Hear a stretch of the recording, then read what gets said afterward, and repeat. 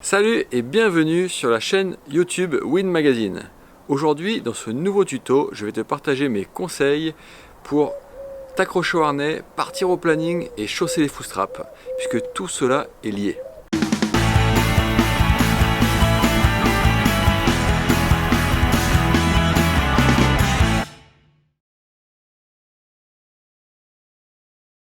Avant de commencer, je préfère te prévenir qu'une fois qu'on est parti au planning, il y a un énorme risque d'addiction. Donc maintenant, tu continues à regarder cette vidéo en connaissance de cause. Et si tu n'as pas trop peur, je t'invite à prendre 2 secondes pour t'abonner à la chaîne et ainsi recevoir des notifications pour toutes les prochaines vidéos que nous avons en préparation pour te faire gagner du temps et progresser en windsurf. Revenons au sujet qui nous intéresse. Aujourd'hui, je vais te parler de comment bien t'accrocher au harnais, partir au planning et chausser les footstraps. Pourquoi les trois ? Tout simplement parce que ces 3 thèmes sont liés et on ne peut pas tellement les aborder chacun de leur côté. Je vais donc commencer par évoquer les conditions idéales pour se lancer, avant d'enchaîner sur le type de matos conseillé et les réglages préconisés. Enfin, je te livrerai la compilation de mes astuces techniques. Commençons par les conditions idéales.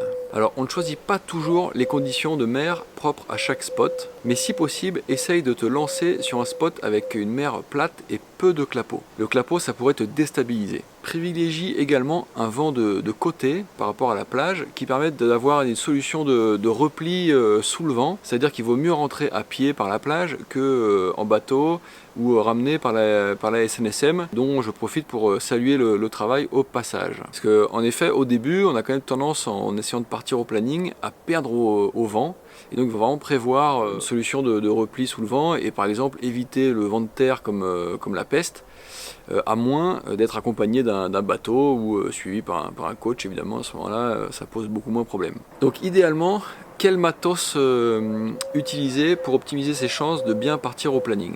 Au niveau de la planche, opte si possible pour une planche assez volumineuse, j'ai envie de te dire minimum 30 litres au-dessus de ton poids. Il faut que tu sois à l'aise dessus sans problème à l'arrêt au niveau de l'équilibre, pas couler et puis te sentir bien à l'aise. Si la planche offre plusieurs positions de réglage de strap, pour commencer, opte pour les positions les plus centrées sur la planche et les plus avancées. Ça te facilitera, sera moins loin pour aller chercher les footstraps et les chausser les premières fois. Au niveau du réglage des footstraps, je t'invite également à, sur la plage, bien les régler de manière à pouvoir mettre tes pieds mais aussi les sortir facilement, confortablement. Il ne faut pas que ce soit trop serré, sinon si on n'arrive pas jusqu'au cou du pied, après on va rester bloqué quand on va les sortir. On aura du mal aussi à rentrer dedans. Il ne faut pas que ce soit trop large puisque des straps trop larges, le pied n'est pas tellement maintenu dedans et surtout il y a un risque de trop l'enfoncer et de rester coincé. Donc voilà, je te montre à l'image le réglage idéal.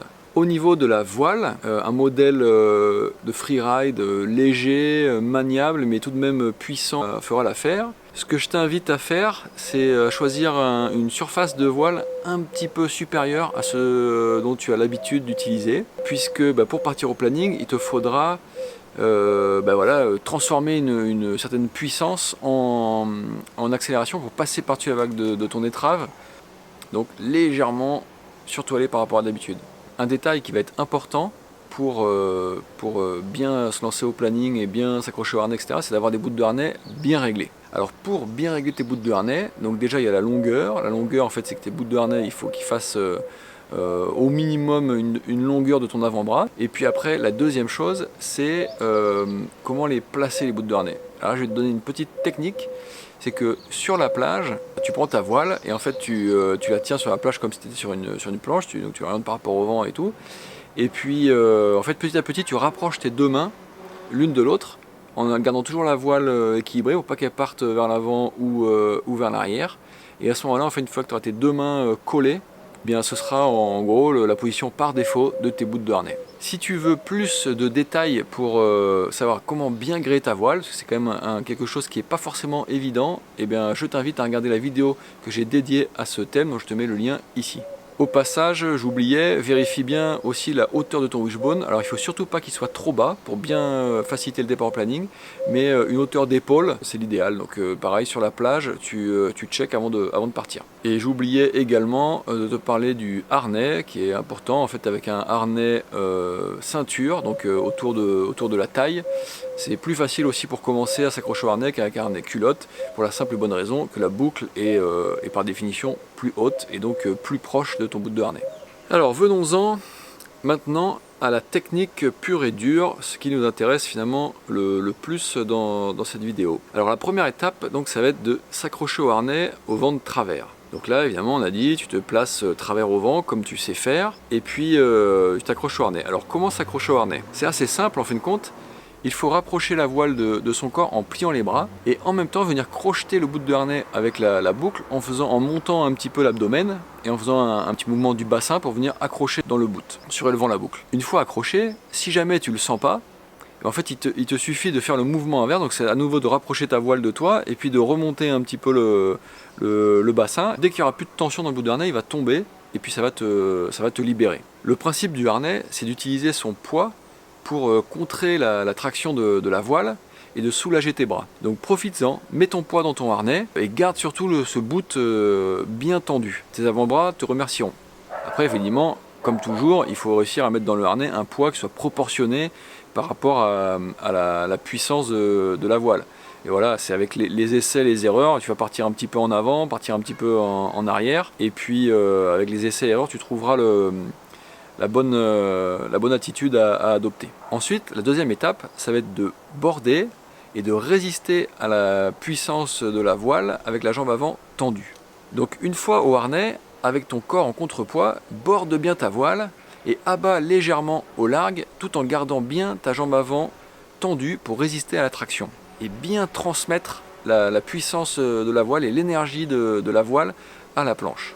L'action de cette jambe avant tendue est vraiment cruciale pour la transmission de l'énergie de la voile vraiment dans le sens de la marche. Donc reste bien bordé en te penchant à l'opposé de la traction de la voile qui t'emmène vers l'avant, donc en te penchant un petit peu en arrière. Et n'oublie pas que ta main arrière est ton accélérateur. Alors l'étape 3, c'est l'accélération. Donc ton poids est bien dans le harnais, tes épaules et ton corps sont en arrière pour faire contrepoids. La jambe avant est bien tendue, elle résiste, ça tire pas mal, mais par contre ça accélère. Donc on est sur la bonne voie. C'est pas le moment de lâcher.